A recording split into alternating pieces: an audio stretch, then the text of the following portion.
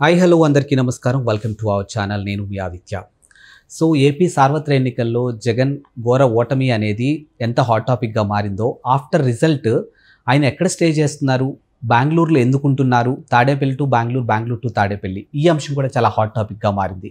So మరి హైదరాబాద్లో కూడా ఆయనకంటే ఒక సొంత ఇల్లు ఉంది. సో మరి ఇక్కడికి రాకుండా ఆ టూ ప్లేసెస్కి ఎందుకు తిరుగుతున్నారు, ఇప్పుడు ఎందుకు అదంతా హాట్ టాపిక్గా మారింది అనే అంశం గురించి మాట్లాడడానికి మనతో పాటు స్టూడియోలో ఉన్నారు TDP official spokesperson Suryadevara Latha garu. So ma'am అడిగి మరిన్ని విషయాలు తెలుసుకుందాం. మ్యామ్ నమస్కారం. మ్యామ్ నమస్తే. మ్యామ్, ఏపీలో రిజల్ట్ తర్వాత జగన్ గారికి కనీసం ప్రతిపక్ష హోదా కూడా దక్కలేదనేది చాలా పెద్ద హాట్ టాపిక్గా మారింది. దేశం మొత్తం అదొక హాట్ టాపిక్ అయిపోయింది. సో అదొక అంశం అయితే, ఆయన రిజల్ట్స్ తర్వాత బెంగళూరులో 2-3 టైమ్స్ వెళ్ళడం జరిగింది. అక్కడ నుంచి తాడేపల్లి రావడం జరిగింది. హైదరాబాద్లో కూడా ఒక సొంత ఇల్లు ఉంది. ఇక్కడికి రాకుండా ఆ 2 ప్లేసెస్కే తిరుగుతున్నారనేది కూడా హాట్ టాపిక్గా మారింది. సో మరి దీని వెనకాల అసలు మతలబ్ ఏమై ఉండొచ్చు మా? అంటే గతంలో కూడా అధికారంలో చంద్రబాబు నాయుడు గారు ఉన్నప్పుడు ఆంధ్రప్రదేశ్లో, సో ఆయన హైదరాబాద్ నుంచే వెళ్ళేవాళ్ళు, వచ్చేవాళ్ళు. సరే కొద్ది రోజులు వెళ్ళాడు, తర్వాత తాడేపల్లిలో ప్యాలెస్ కట్టుకున్నాడు. సో ఆయనకి ఎక్కడన్నా ప్యాలెస్ల మీద ఉన్న మోజుతోనే ఏమో ఊరూరికి ఒక ప్యాలెస్ కట్టుకోవటం ఆయనకి సరదా కూడా అనిపిస్తుంది. ఎందుకంటే ఆయన సొంత సొమ్ము అయితే కదా ఆలోచించాల్సింది, ప్రజాధనమే కాబట్టి. సో అప్పుడు కాజేసిన డబ్బులే కానివ్వండి, 43,000 కోట్లే కానివ్వండి, తర్వాత ఇప్పుడు వచ్చిన తర్వాత ఇప్పుడు కూడా చాలా కాజేశాడు, లక్షల కోట్లలో ఉంది. సో ఇవన్నీ కూడా చూస్తే ఆయన ఖచ్చితంగా భయపడుతున్నట్టే అనిపిస్తుంది. షర్మిలకు చూస్తే భయపడుతున్నట్టే కనపడుతుంది.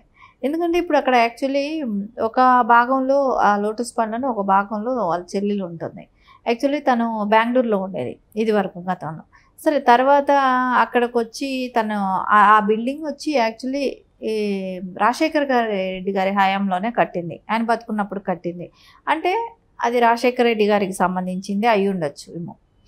సో అలా అయినప్పుడు అది కూతురికి కూడా వాటా ఉంటుంది కదా, తండ్రి సంపాదనే కదా అనేది షర్మిల గారికి అయి ఉంటుంది. సో అది నాకు కావాలని తను అడుగుంటుంది. ఎందుకంటే బెంగళూరులో ఇప్పుడు ఉంటున్న ప్యాలెస్ కూడా రాజశేఖర్ రెడ్డి గారి హయాంలో కట్టింది. సో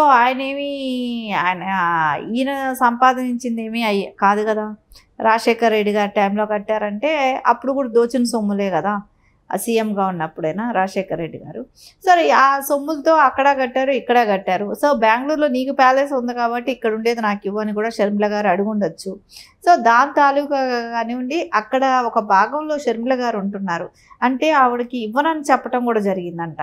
సో జరగటం మూలన ఆవిడ ఒక పార్టీ పెట్టాలనే ఒక ఉద్దేశంతో వచ్చి అక్కడే దిగటం, అక్కడే తన నివాసం ఏర్పరచుకోవడం, అక్కడి నుంచే తన ప్రచారాలు చేయటం, తర్వాత తెలంగాణలో క్లోజ్ చేసి మళ్ళీ ఆంధ్రాకి వెళ్ళటం, మళ్ళీ పీసీసీ అధ్యక్షురాలు అవటం అక్కడ. సరే ఏదేం జరిగినా అదే ఇంటి దగ్గర నుంచే తను రాజకీయంగా ముందుకెళ్తుంది. అవన్నీ అక్కడ చేస్తున్నప్పుడు తర్వాత ఇక్కడ మనం చూస్తే జగన్మోహన్ రెడ్డి ఎందుకు తరచూ బెంగళూరు ప్యాలెస్కి అంటే కారణం ఏంటంటే, నాకు అనిపిస్తుంది ఆల్రెడీ షర్మిల గారు ఇక్కడికి వచ్చేసారు కాబట్టి ఆయన దాచుకోవాల్సింది దోచిందంతా కూడా అక్కడే దాచుతున్నట్టే కనపడుతున్నాడు. సో ఇప్పుడు చూడండి, ఈ 50 రోజులకు గాను ఎన్ని పర్యాయాలు వెళ్ళాడు. ఇప్పటికి 3 సార్లు వెళ్ళినట్టున్నాడు. ఇప్పటికి 3 సార్లు వెళ్ళాడు. సో అంత ఫ్రీక్వెంట్గా వెళ్ళి చేయాల్సినంత, అంటే ఇక్కడ క్యాడర్ ఉంటుంది, క్యాడర్తో కలవాలన్నా ఇచ్చేయాలన్నా అందుబాటులో ఉండాలంటే తాడేపల్లి ప్యాలెసే. సరే అక్కడ వారం వెళ్ళిపోయి చేసే అంత పనులు ఏముంటాయి. సో ఎందుకోసం వెళ్తున్నాడు, అదే నేను చెప్తున్నాగా, దోచింది ఆడ దాచాడు. సో దాచిన దాన్ని చూసుకోవటం కోసం వెళ్తున్నట్టు కనపడుతున్నాడు. అంటే మా మీడియా వరకు కాస్త కూస్త అక్కడక్కడ గుసగుసలు వినిపించింది. ఏంటంటే మీరు అన్నది ఒక పాయింట్లో దోచింది దాచుకోవడానికి అయ్యుండొచ్చు, అదొక అంశం అనుకున్నట్టయితే, ఇంకొకటి డికే శివకుమార్ గారితో మంతనాలు జరపడానికి వెళ్తున్నాడు అనే అంశం కూడా వినిపించినది. ఓకే, డికే శివకుమార్ గారితో మంతనాలు జరిగిన కాంగ్రెస్లో షర్మిల గారు ఉన్నారు. సో అక్కడ అంటే షర్మిల గారిని పక్కకు తప్పించి ఆయనకి పిసిసి ఇస్తారా? ఎందుకంటే విలీనం చేయాలి అంతే మద్దతు ఉంటుందే కానీ ఈయన వేరే పార్టీలో ఉంచి వాళ్ళు ఎందుకు మద్దతు ఇస్తారు? ఈయన విలీనం చేస్తానని చెప్పాలి. సో విలీనం చేస్తే అధ్యక్షుల పదవి ఎవరికి? సో అక్కడ షర్మిల గారు ఉన్నారు కాబట్టి ఇచ్చే అవకాశం లేదు. ఇప్పుడు ఆ ప్యాలెస్ మీరు ఇప్పుడు ఇక్కడ అనుకుంటే కూడా లోటస్ పాండ్లో కూడా తల్లి కూడా ఉంటుంది, లోటస్ పాండ్లోనే ఉంది.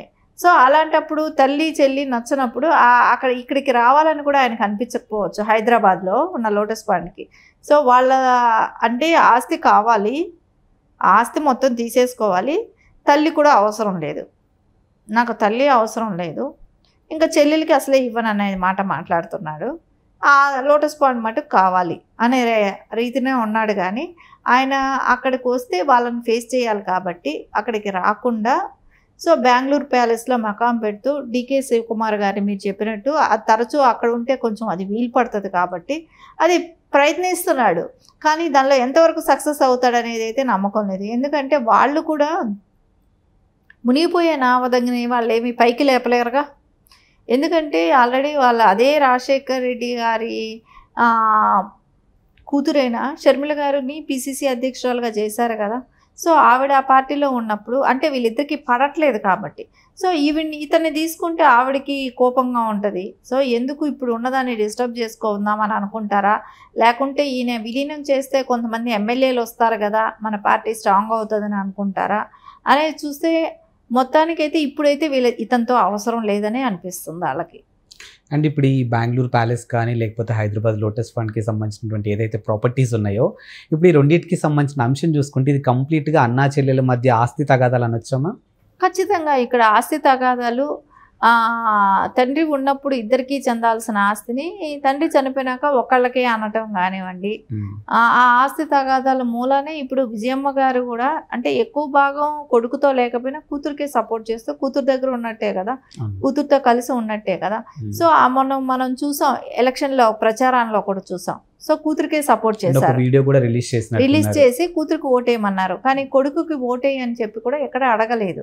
సో ఇదంతా బెంగళూరు వేదికగా చేసుకొని ఆయన రాజకీయ ప్రయోజనాల కోసం చేస్తున్నా ఇక్కడ ఆస్తులు కూడా ఇంపార్టెంటే అవుతాయి కాబట్టి ఖచ్చితంగా షర్మిల గారు అనేది లోటస్ పాండ్ని వదిలిపెట్టే ప్రసక్తి అయితే కనపడటం లేదు.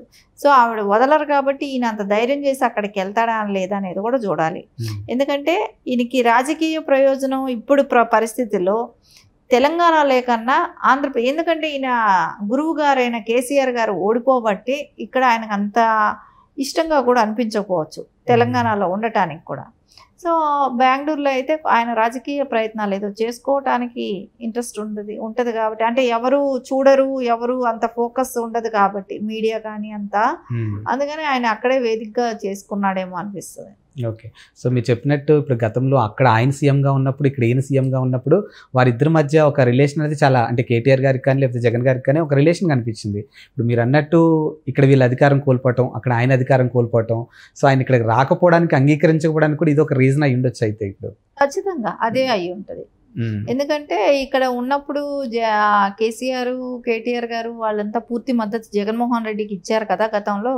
సో అవన్నీ ఇప్పుడు లేకపోబట్టి వాళ్ళకి అవకాశం లేదు కాబట్టి ఇక్కడ ఉంటే అంత మద్దతు లేదు కాబట్టి బెంగళూరులో తిరగటం అనేది జరుగుతుంది. ఓకే. అండ్ ఇప్పుడు ఈ ఆస్తి తగాదాలు ఏవైతే ఉన్నాయో ఇవి రాజకీయంగా ఏమైనా ఇంపాక్ట్ అవుతుందా ఆయనకి కానీ ఈవిడకి కానీ? ఎవరికి దీనిలో రాజకీయంగా ఇంపాక్ట్ అనేది ఖచ్చితంగా ఉంటుంది కదా. తల్లి చెల్లిని మోసం చేశాడనేది అయితే అనిపిస్తుంది కదా. ప్రజలందరికీ ఆల్రెడీ అర్థమైంది. దాని పర్యవసానమే మనం ఈ ఎలక్షన్ చూసాం కూడా మనము. సో రేపొద్దున ఇది ఇట్లాగే ప్రొలాంగ్ అయితే ఇంకా అన్ని అంటే వాళ్ళు ఒకేసారి అన్నీ బయట పెట్టట్లేదు, మీరు చూస్తున్నారు లేదు, ఒక్కొక్కసారి ఒక్కొక్కటి బయట పెడుతుంది షర్మిల గారు. ఇంకా చాలా ఉందేమో వీళ్ళ సినిమా అనిపిస్తుంది. ఎందుకంటే ఒకేసారి చెప్తే కన్నా అప్పుడప్పుడు కొంచెం రిలీజ్ చేస్తున్నట్టే కనపడుతుంది కాబట్టి ఇంకా దీని మూలాన నష్టపోయేది ఎక్కువే ఉంటుంది జగన్మోహన్ రెడ్డి. ఓకే. అండ్ దీనికి తోడు సునీత గారి సపోర్ట్ కూడా కొంచెం షర్మిల గారికి ఉన్నట్టుంది ఈ విషయంలో. ఉంది కదా, ఆల్రెడీ ఉంది కాబట్టి సునీత గారు యాక్చువల్లీ తను వాళ్ళ నాన్నగారి కోసం ఫైట్ చేస్తూనే ఉన్నారు కదా. వివేకానంద రెడ్డి గారి హత్య ఎలా జరిగింది, ఎప్పుడు జరిగింది, ఏం జరిగిందని ఖచ్చితంగా వాళ్ళకైతే సునీత గారు అనే వాళ్ళు షర్మిల గారికి ఖచ్చితంగా అండదండలు ఉంటూనే ఉంటారు వాళ్ళకి. Thank you ma'am. Thank you so much.